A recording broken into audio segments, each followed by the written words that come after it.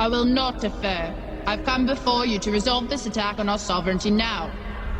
I was not elected to watch my people suffer and die while you discuss this invasion in a committee. If this body is not capable of action, I suggest new leadership is needed. I move for a vote of no confidence in Chancellor Valorum's leadership.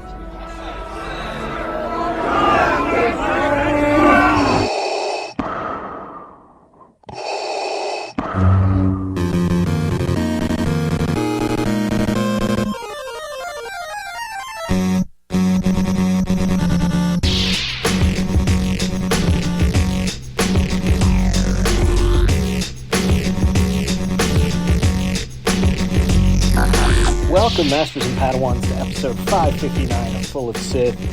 With you as ever, it's me, Bryan Young, host of the show. Glad to have you with us this week. We've got another special episode from Dragon Con 2024. Last month, Holly and I were there on the scene doing all kinds of cool stuff, talking, and I was doing some panels. And one of those panels that I was on was the 25th anniversary of the Phantom Menace in the Star Wars track. Star Wars track is always one of my favorite times, just at Dragon Con in general. Brandy, the Star Wars Dragon Con track director, is just a great person and puts on great programming every year. And this panel was terrific. It was like myself and E.K. Johnston and Fon Davis and a whole bunch of other folks. And we were looking back at Phantom Menace over 25 years from perspectives of people who worked on it, from perspectives of people who didn't work on it and it worked on it after the fact, from fans new and old, and took questions from the audience. It was a lot of fun to hear how people reacted to Star Wars after all this time. So we have the audio from that panel, and we are very pleased to bring it to you. So without further ado, here is the 25th anniversary of the Phantom Menace from Dragon Con 2024. Here you go. Welcome, everyone, to the 25th anniversary of Star Wars Episode 1, The Phantom Menace, here at Dragon Con.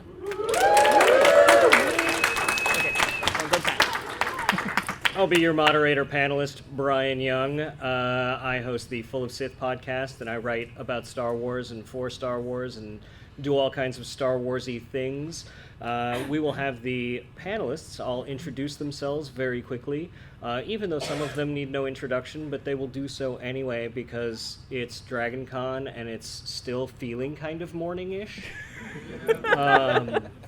So, immediately to my right, why don't we start there and move on down the line? Okay. Hi, I'm E.K. Johnston. I write Star Wars books, usually, amongst other things. And that's really it, I guess. I'm here to talk about Phantom Menace.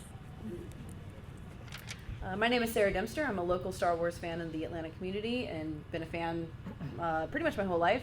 And I have a cosplay-related Instagram and Twitter that I follow, or that I run. You follow stuff, too. I do follow stuff.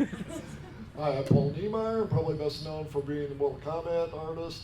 But I also happen to have worked on the point-of-purchase displays, all the marketing stuff for Phantom Menace back in the day. So, yeah, so I got some interesting perspective on that. So. My name is Fon Davis. I'm the founder of Fonco Studios. I worked at the ILM model shop on Star Wars Phantom Menace. So I have lots of behind-the-scenes stories if you want them. How did I end up on this panel? And hello, I'm Amanda Congold. I'm way less qualified than that. I'm just a lifelong Star Wars fan who found an appropriate place to talk about Star Wars that my husband and my coworkers don't appreciate as much. So I'm just here to talk about Phantom Menace and how much we love it. So it's hard to believe that 25 years has passed since Phantom Menace has been out, which actually more time has passed between now and Phantom Menace's release than the release of A New Hope and when Phantom Menace came out. Isn't math Yeah. so much fun? Which is actually one of the things I wanted to start with because I was thinking about it. In 1997, which was 2 years before Phantom Menace came out, was the 20th anniversary release of the Star Wars Special Editions. And I was 17 when those came out, and it was so hard for me to wrap my head around what the world was like before Star Wars came out. And we would go to conventions like this, and we would listen to people get on panels and go like, well, you know, Star Wars was taking over the world, and this is what it was like. And how many of you were around for the release of Phantom Menace? I was 2 years old. How many of you were not around for the release of Phantom Menace and are coming to this panel going like, I wonder what the world was like? So I want to ask the panelists just a little bit, like, sort of what the world was like before Phantom Menace came out, as far as Star Wars went. I remember, like, my brother having to explain to me why it was episode 4. Because, like, I knew Roman numerals, and I was like, where are the others? And he was like, they're never going to happen. And I was like, darn. But the thing that I kind of remember the most is I'm from a very small town, and the only way to see the trailer was to go see Meet Joe Black, which I was not allowed to do. And also I didn't have a driver's license, so I couldn't even do it, like, on my own. So I never actually saw the trailer for The Phantom Menace. I just went to the movie. And that's kind of what I remember, like, the difference in how we, like, see trailers now and how, like, the access we have. Whereas, like, I think Meet Joe Black had, like, the biggest opening weekend of all time, and people were just there to see the trailer. I think it was Meet Joe Black? Yeah, okay. Yeah. Thanks. Well, I was actually only 7 years old when Phantom Menace came out, so I don't actually have a strong memory of what pre-Phantom Menace Star Wars and life was like. You know, I do remember, because I actually never saw the special edition in theaters because we had the box set. My parents were like, we're not taking you to the theaters to see a movie we already have. But I do remember vaguely just how big of a deal it was in the lead up. Like, I remember taping, like, begging my dad to tape this segment on 60 Minutes in, like, 97 or 98 that was, like, George Lucas talking about the movie and all of the upcoming creatures and whatnot. And so I do remember there was, like, this big sense of hype about this was going to be a big deal and everyone, like, being all in on it. Well, I was 17 when the original first movie came out. Thanks for making me feel really old.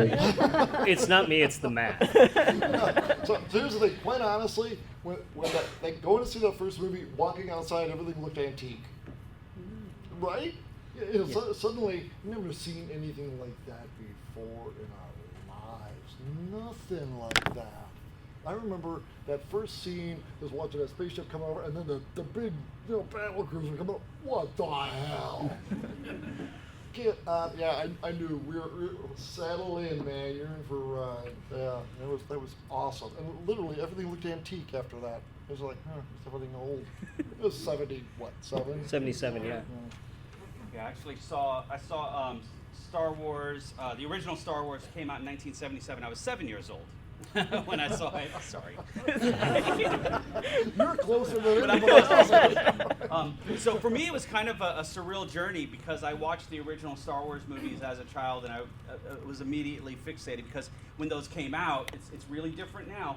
There was nothing like it. There was zero high-quality science fiction. So, like he described, when you saw that opening scene, you were just floored. Like you were a piece of the floor, floored literally. It was pretty overwhelming. And so, of course, it was a huge thing growing up with all the movies. And then in about 1984, they just went away. And they became, like, movies had a cycle. Now they just kind of go forever. But they had a cycle and it ended, and no one liked Star Wars anymore. Everyone grew up, you throw away your toys, you become an adult, you don't go to conventions. So things are different now than they were then. I used to go, but not tell anyone at work I went. Brag about it. Yeah, so, but I did like fulfill my lifelong dream. I got to go work at Industrial Light and Magic's model shop. And fortunately, when we got there, they were starting on the Star Wars special editions, and those were testing the waters to see if the world was ready for more Star Wars, since it was no longer popular. And they did very well. they broke all the original box office records, and then we started working on the prequels, and I got to work on Phantom Menace. So that was, yeah, and it was, but the special editions were interesting because it was like time travel, getting to work on the same movies that kind of got me interested in the industry. So I was 5 when Phantom Menace came out. So sorry, guys. There's people here who weren't born yet. So Shut up, you. So I don't recall very much before that, but I did have the Queen Amidala Barbie doll growing up, and so I know at least for like girls' Barbie toys. action figures. Thank you. Yeah. So I like, she was my favorite to play with. It was like the red court dress and everything, and so I just remember being already immersed in the Star Wars universe from like birth, basically, because I was raised by nerds. So yeah, it was just exciting time to kind of grow up in that. So. So you have the trailer queued up, right? So wait, let me tell a quick story. And Kate, you've never seen it, right? No. So do you want to go around and look? The trailer. So I've seen the door opening parted gifs, and that's about it. So let me explain, like, the way trailers come out now is like somebody will be like, hey, we're dropping a trailer tomorrow on the internet, and then everybody will see it on Twitter and YouTube and Instagram and everywhere there's trailers, and you'll see like a horizontal version on Snapchat or whatever.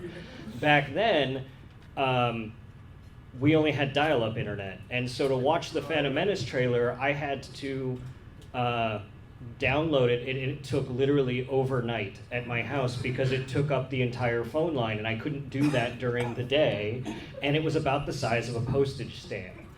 But that was like after I had to drive like to see it, because if you weren't in a huge town that had the great big picture and sound, it wasn't just that it was attached to every print of Meet Joe Black. You had to go to a specific theater that had the right picture and sound that was allowed by Lucasfilm to show the trailer. So I had to drive 45 miles to go see Meet Joe Black, and I felt really guilty. I'm like 1, 2 for Meet Joe Black. And they played it before the movie and after, and I swear I've never had an audience talk through an entire movie before. And then sit through the entire credits and watch the trailer again. And then we all left, and we kept talking about Star Wars, and it was amazing. And the trailer was it was mind-blowing. It was the first new images of Star Wars we'd seen like ever in our lives, because you know, for those of us I was 3 when Return of the Jedi came out. Like Star Wars was just imprinted on my brain. So this was the first new Star Wars we'd seen, and we went through hell, like whether it was downloading a trailer overnight and then watching it frame by frame at 25 pixels across, or traveling, you know, making these pilgrimages to see it wherever. So yeah, go ahead and play the trailer. Did it not work? What's going on? You're getting the true, authentic experience. Okay. Can someone make the dial-up sound while she does this? Yeah, right.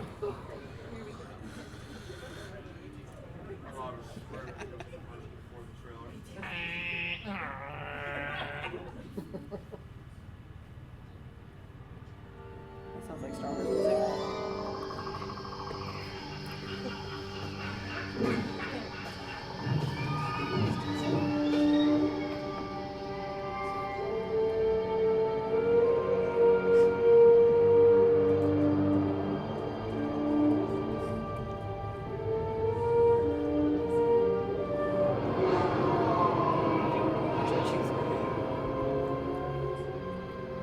I have every frame of it memorized on 8. I'm sure you do.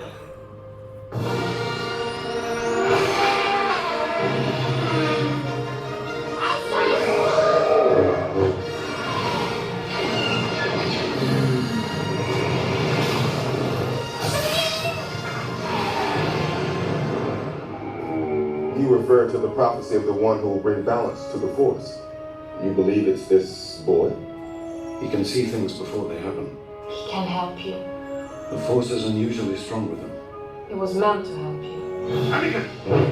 Tell us to take off! Will I ever see you again? What does it hurt to tell me? Are you sure about this? Trusting our fate to a boy we hardly know? Anakin Skywalker, meet Obi-Wan Kenobi. I sense much fear in you. The boy is dangerous. They all sense it. Why can't you? Fear is the path to the dark side. Fear leads to anger. Anger leads to hate. Hate leads to suffering.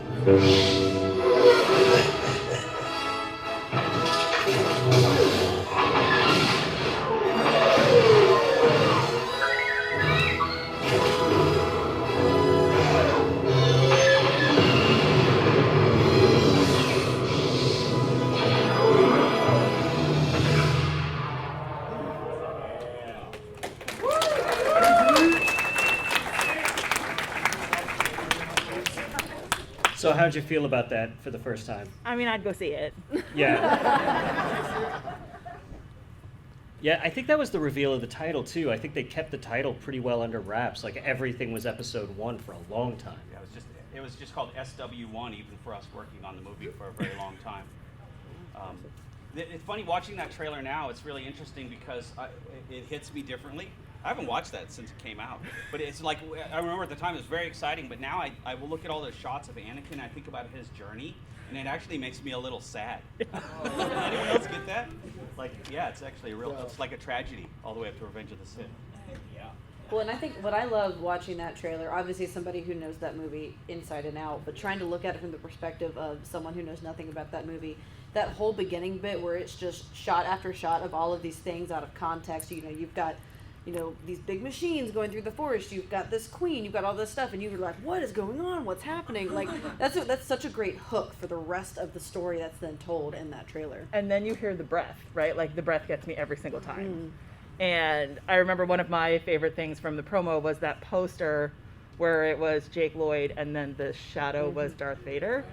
And like that's even in the music for like the Anakin theme even ends like that. Like, and I just remember that permeating all of it and feeling like chills even now every time that you remember like, oh, look at that happy family. Oh, right. Well, like you said, we didn't really know anything about it either. Working on the point of purchase display stuff. A lot of that stuff was coming out as the movie was coming out. And yet they were very secretive about it, so a lot of guesswork. I remember, for whatever reason, they wanted to feature Mace Windu, they wanted to feature Yoda, and the pod racers. And then for a while, we had an image of Anakin, young Anakin, casting his shadow. Then the shadow was Darth Vader. But then I remember we included that into a bunch of layouts, and then we had this edict. All of those got to go away. Everything with the shadow had to go away. No reason given, don't know. And we never used any of that. And we kind of like based the entire program around that image. Because when we got it, we're like, that's pretty freaking cool, man. I want to see what's going on. I got it. And maybe that's what it was. Maybe they didn't really reveal that much. I don't know. It was teaser material. Yeah, right. So, again, we were shooting in the dark. We had no idea what was going on. So you just kept being, spoon-fed these images, and we had to kind of make the best of it. And that was not unusual, to be quite honest. It happened a lot. The secrecy on the movie was a really, really big deal. It was so intense at Industrial Light and Magic that we were basically told not to talk about it when we left the building, and if you wanted to read the script for the movie, you had to go into a room and read it, and you couldn't take the script out of that room. That's how secretive it was. And then but I always thought it was funny, if you went to the right cafe at lunchtime, you'd probably still hear some stuff. People were still like so desperate to get a piece of what was coming. When we were working on the movie, we shot the Mos Espa miniature outside. We shot the Feed City miniature outside. We had this fenced-in area, and you would see people come in and try to peek through the fence. And we even had helicopters flying over of people trying to get a look at the set in a helicopter.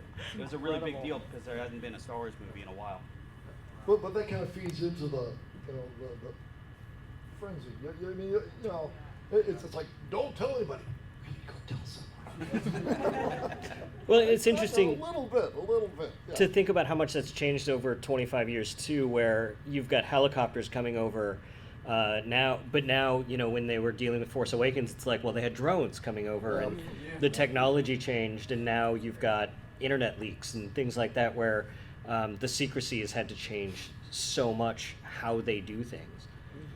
Some of us were trying. We would go out and boisterously give false information just to see what I would do the same thing. I would also do that. Just generating interest. It doesn't matter how that happened. Right? There were only rules that we couldn't reveal real facts. So I want to ask everyone up here one more question, but before I do that, I do want to say we do have a microphone here up in the middle. If anyone wants to come up and ask questions of the panel, we would really love to field those questions. Just a reminder, questions usually end in a question mark. So that's, you know, sometimes people forget that. I don't know. For all of you, just what was it about Phantom Menace, as you look back at it after 25 years, what still feels special or different about that movie for you after all this time? I think there may be more to Jar Jar Binks than what. Yeah. All right. Yeah. We were just talking about this before the panel started. And if you're familiar with Asimov's Foundation trilogy, the character of the mule, I think Jar Jar Binks is the mule. All right. Act the fool, but really controlling the situation. I got funny. I know you're laughing, but I mean, I've seen the Lego trailer. I know what's coming. It's a laugh of approval. Oh, yeah. Oh, I'm with you there. There's an interesting fun fact. When I had heard this, there was a documentary made by a fan of the prequels. When the prequels came out, they were not very well received with original Star Wars fans. You see a lot of that kind of gatekeeping happening now. But one of the fans was so passionate about really loving the movie but being told he can't love the movie that he made a documentary called The Prequels Strike Back. And we had talked about it on that, but there was an interesting fun fact is when the original movies, the Star Wars trilogy, 4, 5, and 6 came out, adults at that time hated C-3PO to the same level that adults watching Jar Jar when the prequels came out, because he kind of took away from the seriousness of the movie and he was the goofy comic relief. And I just thought that was really, really interesting, how just viewing it as a child versus viewing it as an adult can change a character so drastically like that. Well, and I think for me, like, it's similar, like, as someone who was a child when Phantom Menace came out and have been a lifelong fan of it, it was different. It felt so different from what had come before. Like George wasn't trying to sort of retread the same, you know, military edged aesthetic-ish of the original trilogy with the good guys versus the bad guys and the evil emperor. This was like this big explosion of like light and color and all this. It was tonally so different. You know, you have everything happening on Naboo, and obviously as a kid who was like super into Disney princesses, like I was all about Queen Amidala and the Handmaidens, and like, because especially we didn't really get to see much of any sort of multiple female characters going on in the original trilogy. Like, you know, Leia's great, obviously. Mothma's great, obviously. But there was like more of an interplay here that I really liked, and it was just so different. And even now, I think because so many of the protagonists were kids, you know, Anakin's a 9-year-old boy, Padme is supposed to be 14. You know, I think as someone who was a young person, that felt so much more relatable too, because like I was also a 7-year-old kid, and I was just like, oh, like this is. You could drive a pod racer. Sort of, maybe, theoretically. But yeah, it was, I think the fact that it was such a different swerve aesthetically, but also still very much the same. Like, you still had the Jedi, you still had the lightsabers, but it felt fresh and different, and like it was making the universe bigger.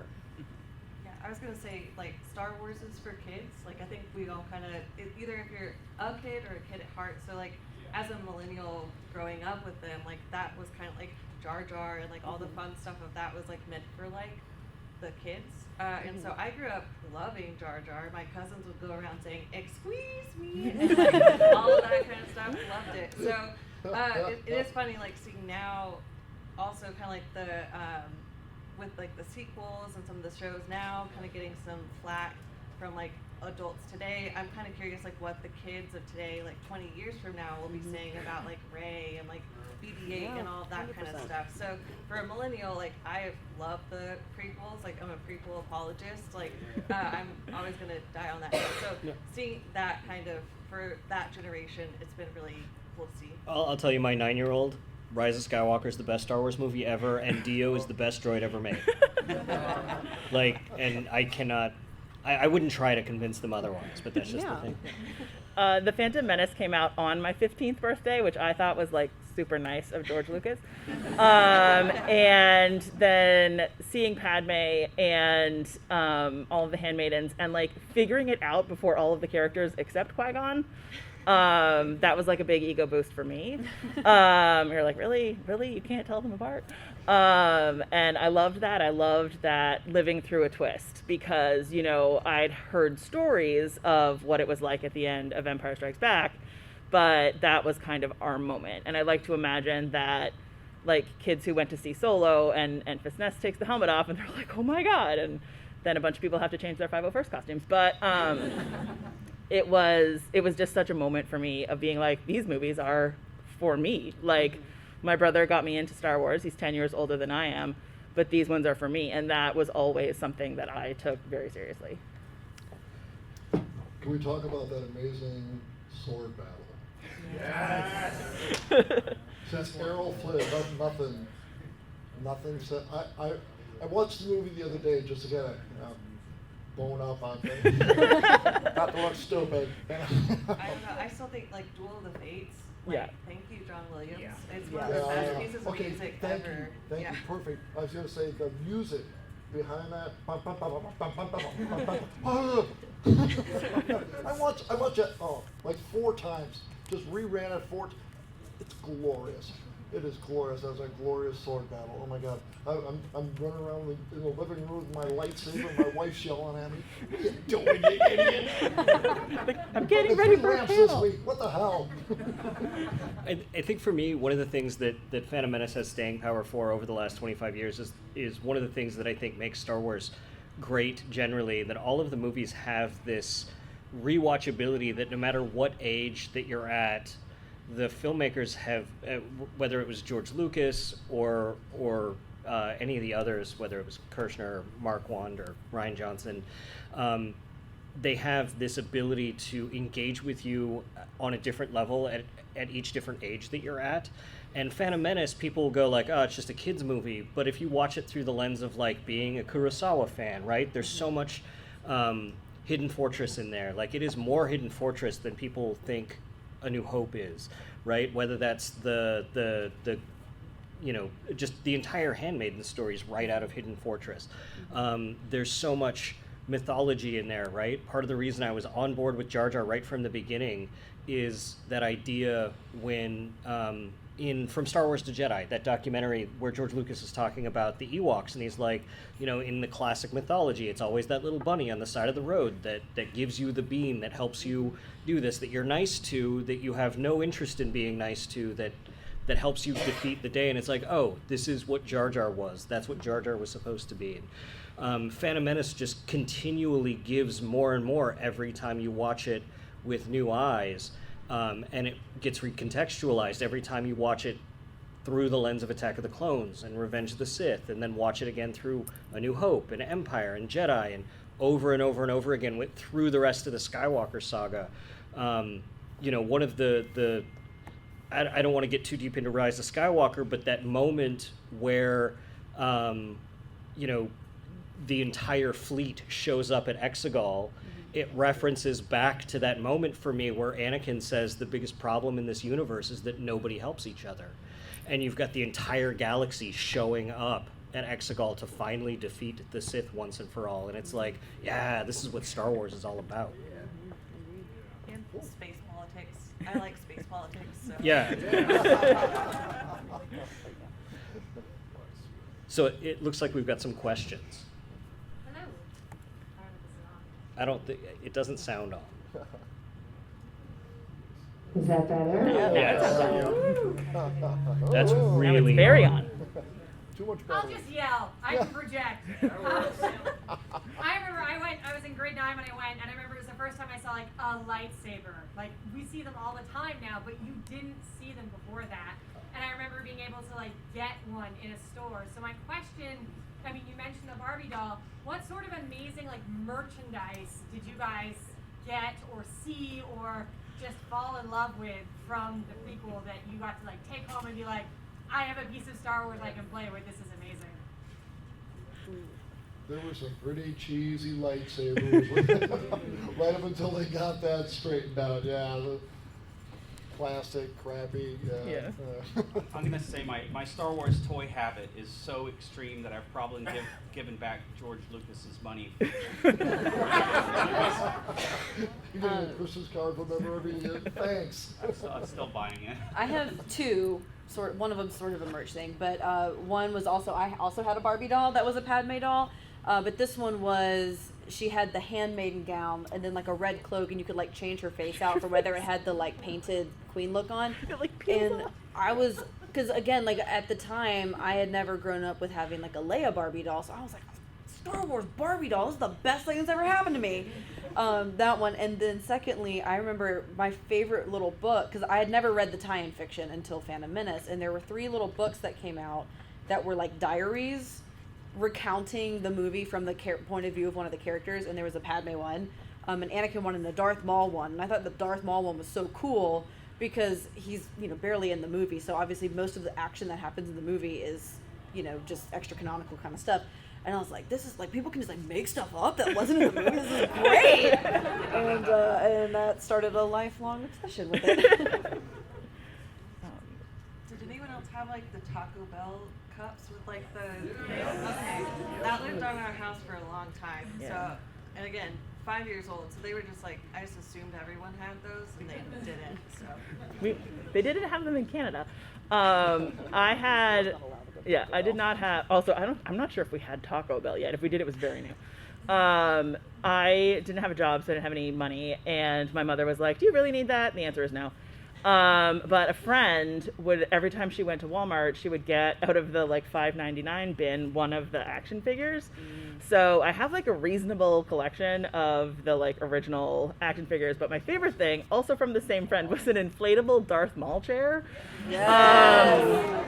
Which my room was like basically these 2 tables put together that way, and so the chair took up like a sizable amount of the room, and I had it inflated until like it died after I went to college. Like it was in there for a while. It was super creepy in the middle of the night sometimes, but like I loved that thing. I never sat in it. It just loomed.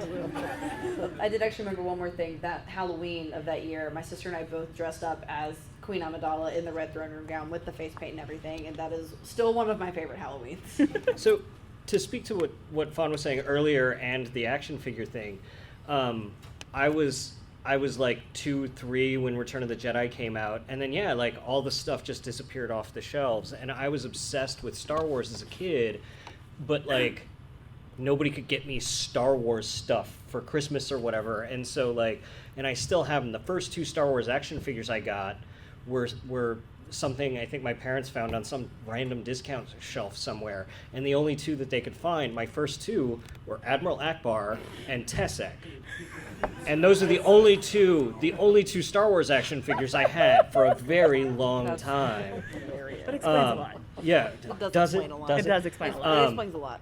And so like when the special editions came out, it was like, okay, I can get some of these. And then when Phantom Menace came out, it was just like there was a toy for every character.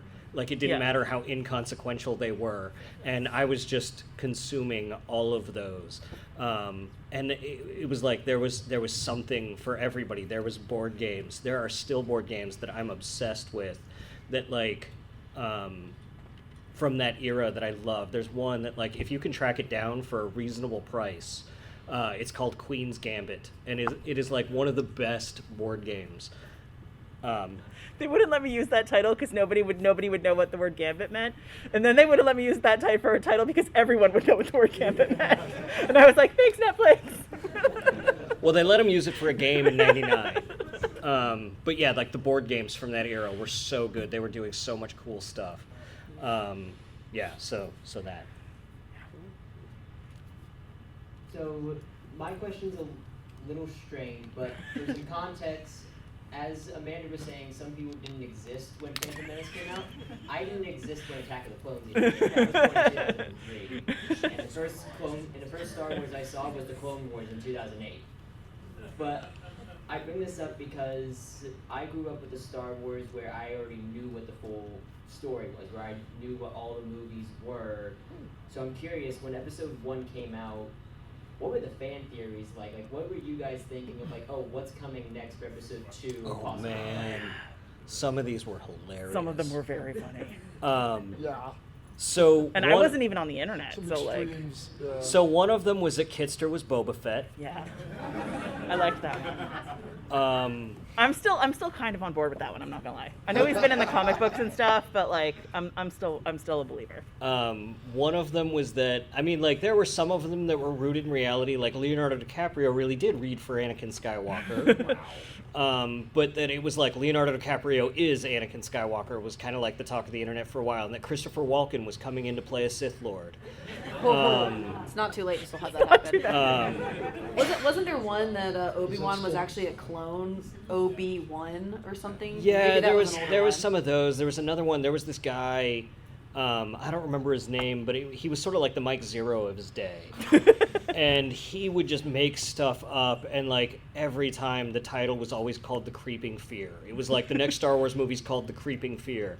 And people would just sort of make stuff up because there were a lot of people who were sour that Phantom Menace was not as dark as they wanted it to be. Everyone wanted it to start with like there was a group of fans that wanted Phantom Menace to start with murdering the younglings and just sort of go downhill from there. And so they would sort of start the rumors with just like the next one is getting into that. Like that's what the next one is getting into. So the rumor mill sort of, that's where it went. I don't know internally if you heard other stuff, but that's what it was like on the outside. Yeah, we were in the dark on a lot of this stuff. A lot of us, even when we had access to the script, we didn't want to read it because if you knew it and then it leaked, people would look at you funny.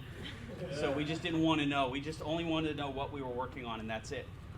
And we would come up with our own theories. Like I remember one of them was that Obi-Wan kills Padme, and that's how Darth Vader is created. Because we were trying to think of what catalyst could be so bad to turn this young boy into Darth Vader. They did a good job of it, but yeah, we were trying to come up with more extreme versions.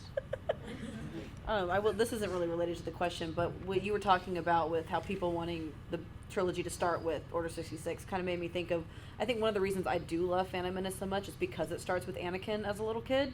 And I know that has been bemoaned by parts of the fandom over the years, but I think, taking Darth Vader and showing him as this cute little kid who sees the best in everybody, wants to help, really highlights how far he falls. But then it also shows, it's part of the larger part of Star Wars that the capacity to be good or to do evil is in everybody, and it's all about the choices you make. And he wasn't born a murderous psychopath. I think that would severely undercut the entire messaging of Star Wars, and I've always liked that about the movie. Plus, it means you get to have great conversations with your nieces and nephews, as recently as last week, where they say things like, but Cody is friends with Kenobi, so I don't think he would really do Order 66. And then without thinking, you say, oh no, he does. And then you both kind of stare at each other for a couple seconds, realize you're not in an emotional place to have this conversation, and change the subject. Happens to the best of us. Yeah. I personally can live without the midichlorians. I like them. Everybody misinterprets That's what makes them good. Stop trying to explain the mystery. Just leave it be a mystery. Why did they have to go and do that? I'm sorry, what makes it me fun. personally. It gives us something to talk about on panels. There we go. Oh man. Okay. Go ahead. There was a choice there. We could have gone down to. You've grown as a person. Right. All about the choices you make. Stay on the left side, Brian. Don't mind us. We don't know. Strike me down.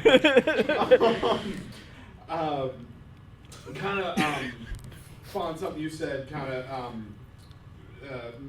made me go along another thought tangent, which was, you mentioned that a lot of C-3PO was not well received. He was hated to Jar Jar levels back then. And if I recall, I think Empire Strikes Back even was sort of, when it first came out, I remember, if I remember correctly, the fan base was not as, because I didn't exist, but the fan base was not as into it, and now it's the Bible, practically.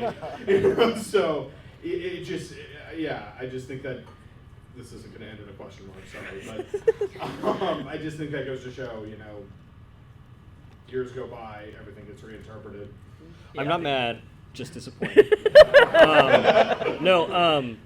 You can look up, there's some fanzines from the era where people were like, this is the worst, like, you've retconned everything I loved out of A New Hope. Like, how could you begin to say, like, you've ruined everything by making Darth Vader Luke's father, and you've made Obi-Wan, you've betrayed his character by making him a liar, and, you've ruined everything I care about with this new movie, and it's such a downer, and it's completely depressed me, and people quitting fandom, just tossing all their toys. I think it's what age you saw the movie and which movie you saw, and then when you see the next movie. Yeah. There's like critical ages where you'll just hate everything that comes out for Star Wars, and there's other ones where you're gonna love it. Well, I've always maintained that your favorite Star Wars movie is the one you first saw in theaters. Yeah. I found that's a pretty solid rule of thumb. The best description I've heard of Star Wars movies, and I do think you should share this with everybody, is now they are making so much content, it's like a buffet. You go to the buffet, you pick the things you like, you leave the other ones there. You don't have to ruin it for everybody, Yeah. It's a good buffet. All right, y'all ready for this question? All right. Please. Now, for reference, Phantom Menace was the first movie of the Star Wars scene I saw. I was only 2 years old. And Darth Maul was my first cosplay I ever did. I don't think that really counts. Props to doing all that makeup. There's probably one on it. Still but props. my main question to you is, what if Darth Maul was the main character of the Phantom Menace? How would the reception, how would they receive that? Get more inner workings on the set, see what Palpatine was doing, a lot more action scenes. A lot less dialogue. I kind of liked how mysterious he was. Like, obviously, we've gotten a lot more like in Clone Wars and like expanded stuff now, but he was like such a question mark, and like I liked that we didn't know this whole plan. Yeah. And like he just came out with like this double-wielded lightsaber for the first time, and you're like, whoa. So would he be a cool main villain? I kind of like him as just kind of this threatening figure that we don't really know what's all up with him. The thing that I always find the most amazing about Darth Maul is that every single time he's on screen, it's like the best thing that's happening. So it's like, like the parts of Star Wars Rebels, like I know we were talking about Duel of the Fates, but like the Twin Sons, the duel in Twin Sons is amazing, and like they don't even touch each other. And it's wonderful. And like the end of Solo, my dad leaned over and was like, "Didn't he get cut in half?" And I was like, "That happens all the time. Just shut up." Like, and like that kind of like just a flesh wound. Yeah, exactly. Every time he shows up, it's just awesome. And like there are not a lot of characters anywhere in any show ever that can say that. And I think part of that is the mystery. And so I think that's what we'd lose if he was the main character. However, if he was the main character, I think it would be, as someone who's got to write him before and has tried to write him 2 more times and had to cut him out of the book, he is such a fun point of view to write, and his extreme takes on literally everything. So I think it would have been that really dark version that you were talking about earlier, where it just goes off the rails immediately and then like into a black hole. That sounds awesome. That's what fan fiction's for. You did watch. Some of the last dialogue of that movie is Yoda and Mace Windu talking it over and going, "Oh yeah, so the Sith are always a pair, but which one did we eliminate?" Mm-hmm. Yeah. And all, and they just sow that little seed, and then think about that till the next movie comes out. Yeah. You did watch the Siege of Mandalore in Clone Wars, right? Yes. Okay. Good. I can build off of what he said and what you were just saying. So it's hard for me because I was up on everything, and I was very confident about what was going on in the background, to see it through the eyes of some of y'all who saw it first before other content.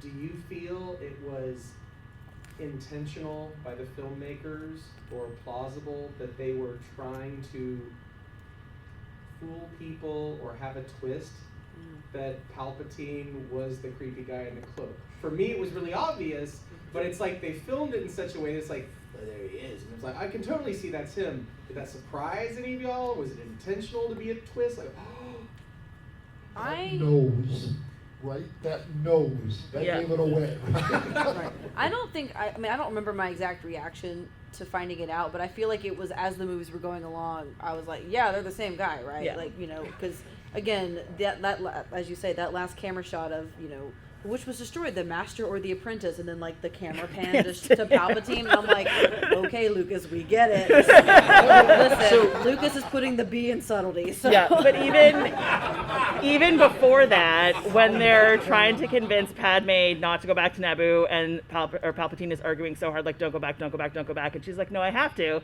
They all turn around and walk out of the room, and he just gets this smirk. And I had a 3-month-long argument with my younger brother because we couldn't go see the movie again because it was 45 minutes away about whether or not he'd had this smirk. And finally, I got the Terry Brooks novelization from the library, and it's in the book. And I was like, I knew it. I knew I was right. And then my brother came home from college and was like, obviously it's him. And I was like, hee, I'll still take your ice cream, though. I have talked to people who didn't know, though, that they didn't put it together, and it was a surprise. That's interesting. Yeah, I don't think it was ever. It was definitely not a secret at work. Well,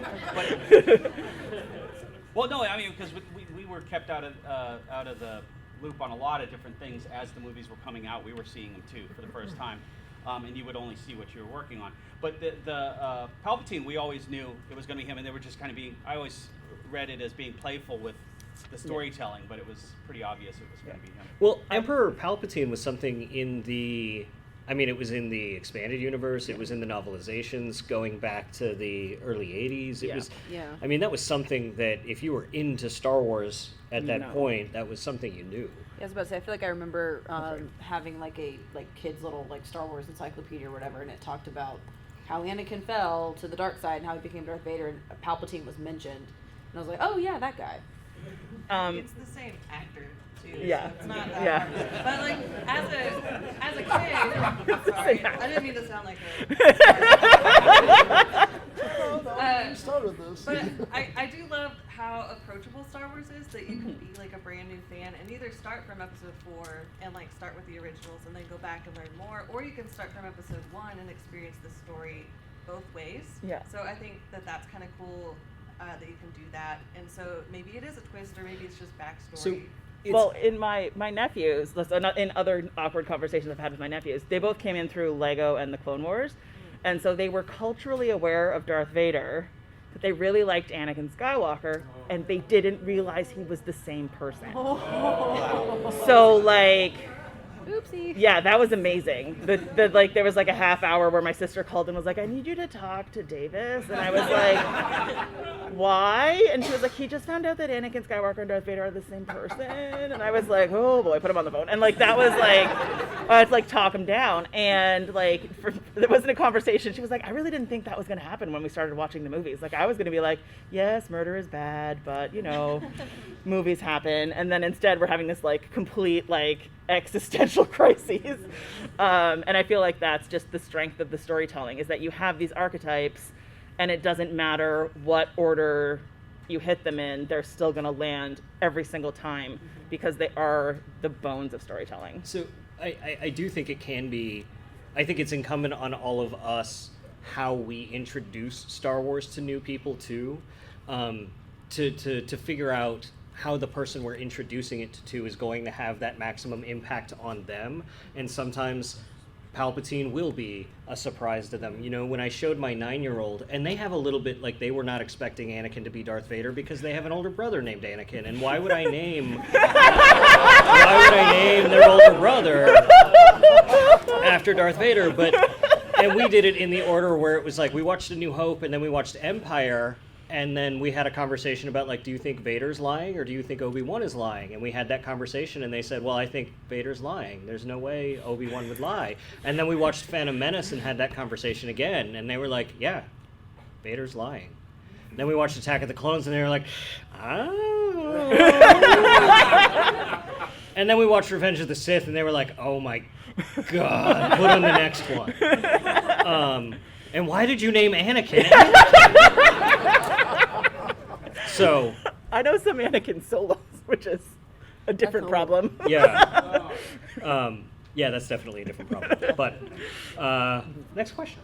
Hi. So I know we all love Phantom Menace, but if you had to pick one thing to criticize or change in the movie, and not necessarily like the story or the lore, but how the movie came out in theaters as well, what would be one thing that you would pick?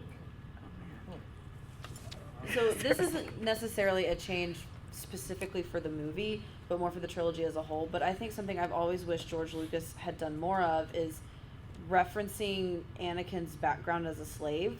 I feel like that's a really integral part of his character that kind of gets abandoned for the most part after Phantom Menace. But, you know, when you think about, you know, he gets rescued by the Jedi, but then he's taken to this, you know, place where he still has to call other people master.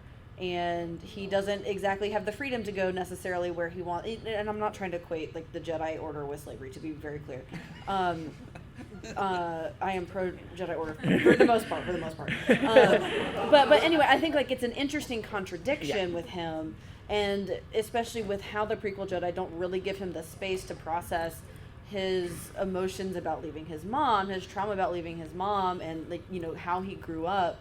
I feel like that could have been a really interesting character story thread to be carried throughout the trilogy. And then, you know, you have Palpatine saying, oh, I can give you freedom, and then it turns out it's another set of shackles. I really wish that had sort of been played up a little bit more and not just kind of abandoned as soon as Qui-Gon and them leave the planet. Yeah. There's no mention of slaves or masters in any other context throughout the entire Star Wars anything except for those guys, which is, I thought, strange. Yeah, because the droids are definitely slaves. Right. Yeah. And to me, it's like, is this a little backwater of the universe that still has slavery going on? And, so when I had an argument with Story Group, that was actually the answer. It's because they're not part of the Republic. Right. And I was like, oh, but I mean, then what was Padme supposed to do?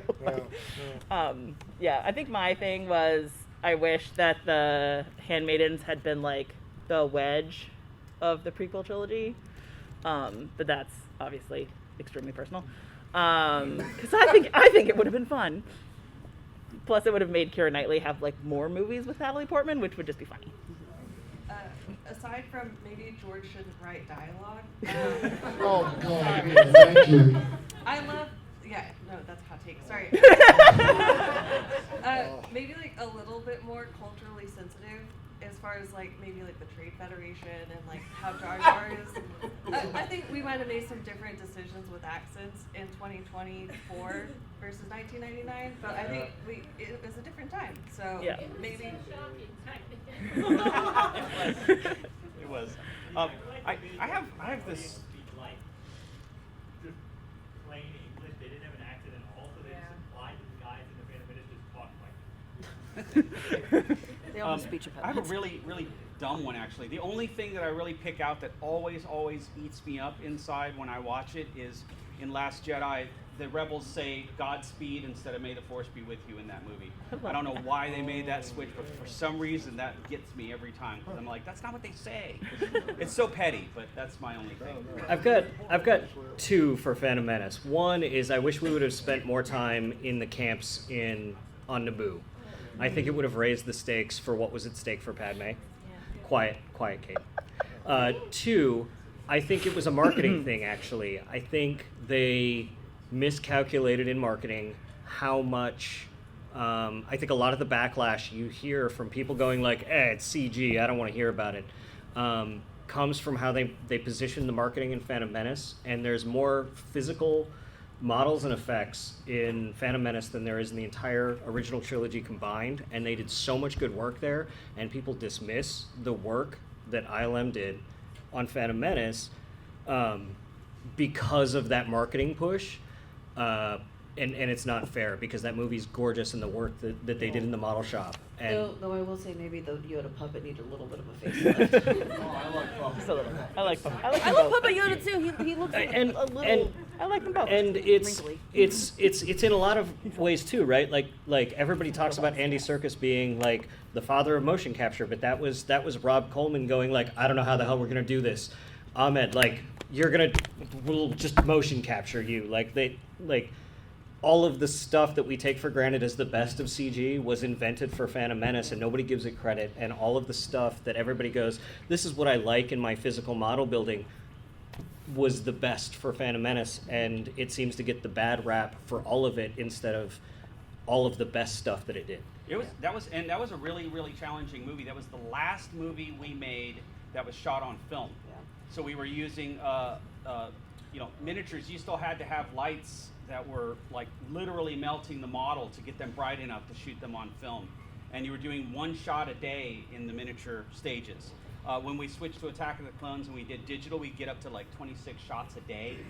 The lighting did not have to melt the model. You didn't have to worry about how long you left the lights on. It was a very, very different scenario. But every one of the prequels movies, I will say this, George was always pushing for innovation, even at the risk of his effects being less than other movies that followed, because he was willing to be the first one to do those things and risk it not looking quite as good, so that everyone else can build on that for other movies. And so that's why the clones were CG in Attack of the Clones instead of people in costumes, because it would have been cheaper and faster and look better if we had done the clones with people in costumes, but he really wanted to push that technology. He will definitely always go down in my mind as an innovator above, or more so than even the creator of Star Wars.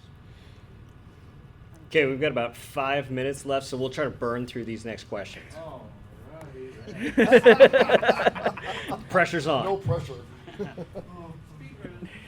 think going back, let's ask about merchandise, because I was like born in '95.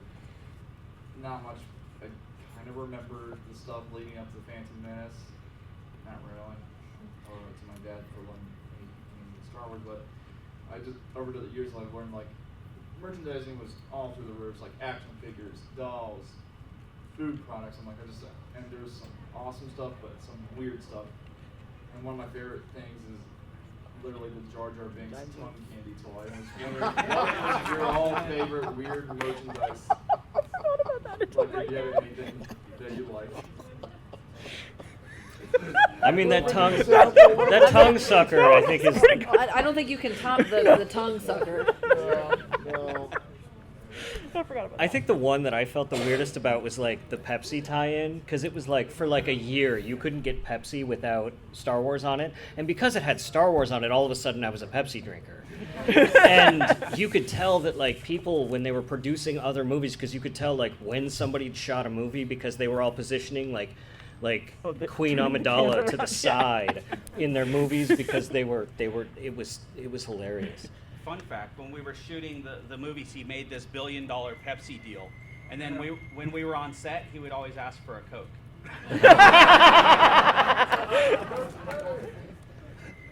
What is that? Someone's being summoned. So I want to. Sorry. For writing in the setting, like especially around the time of Phantom Menace, what inspirations do you think that should be kept in mind? Like, how would you describe like the aesthetic, the mood of the Phantom Menace in like that time frame and like in the lore?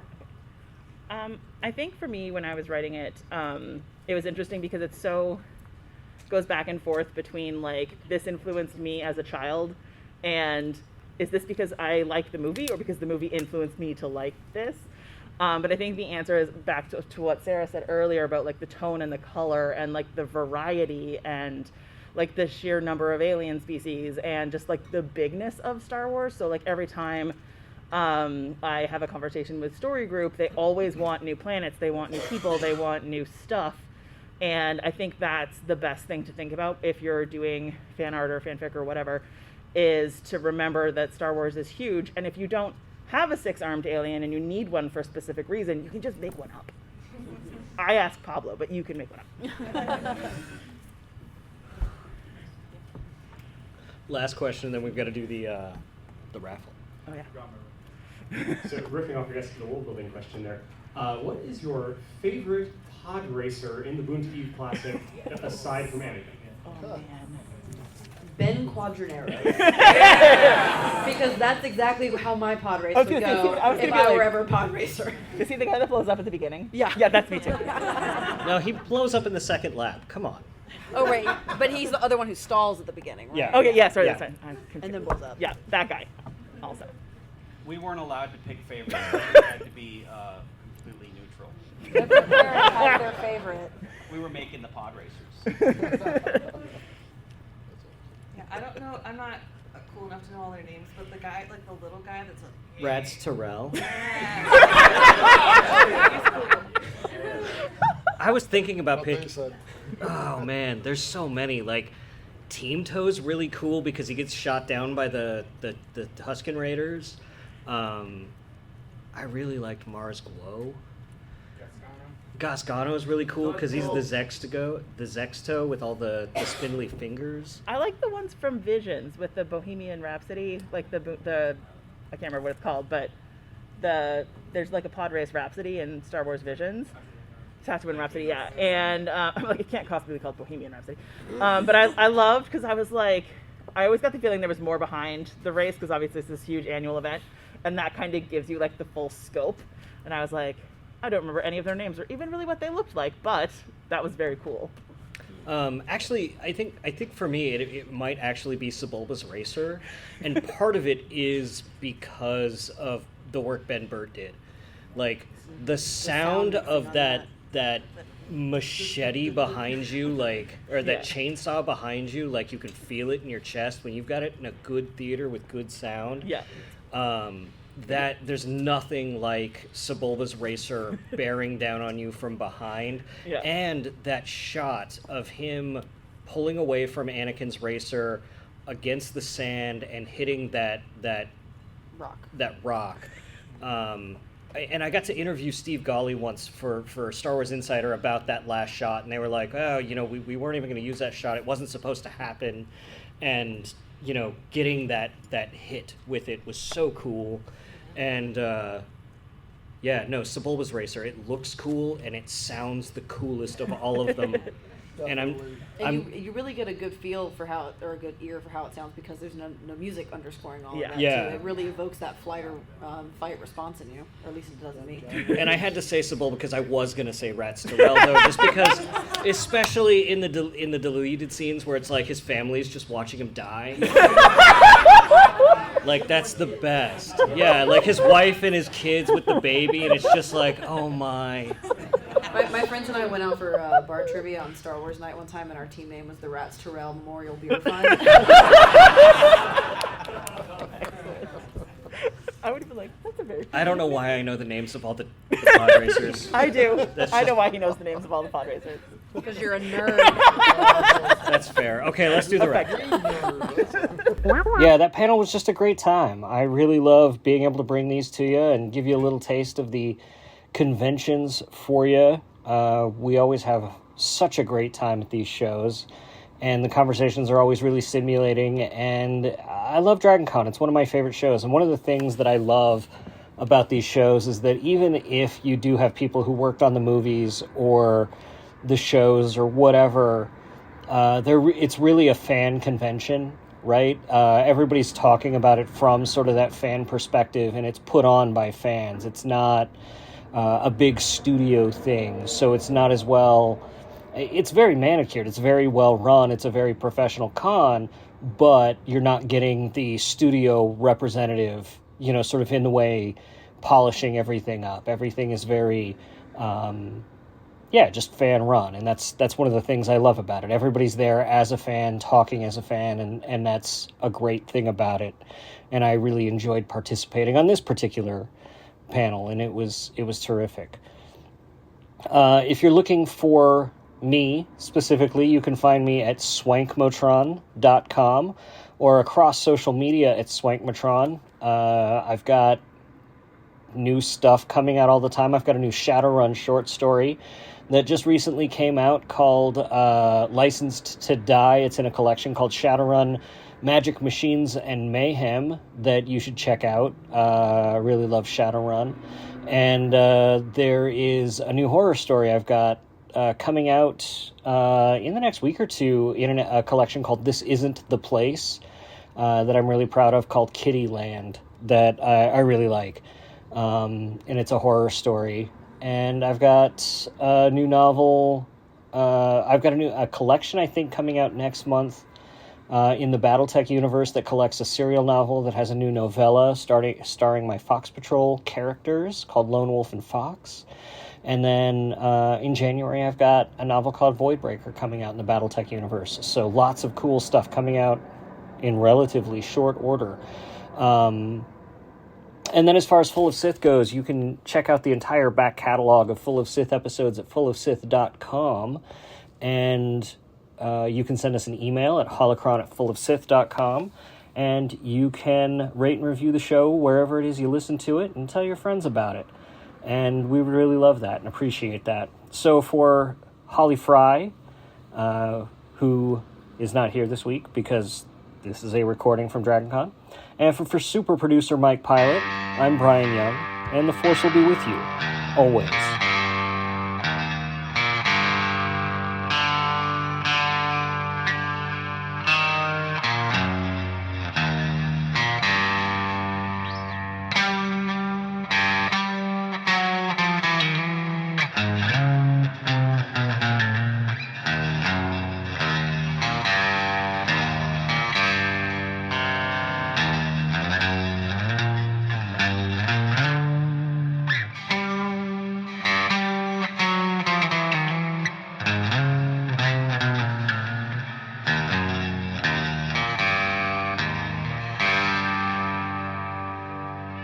Sir, if you'll not be meeting me, I'll close down for a while.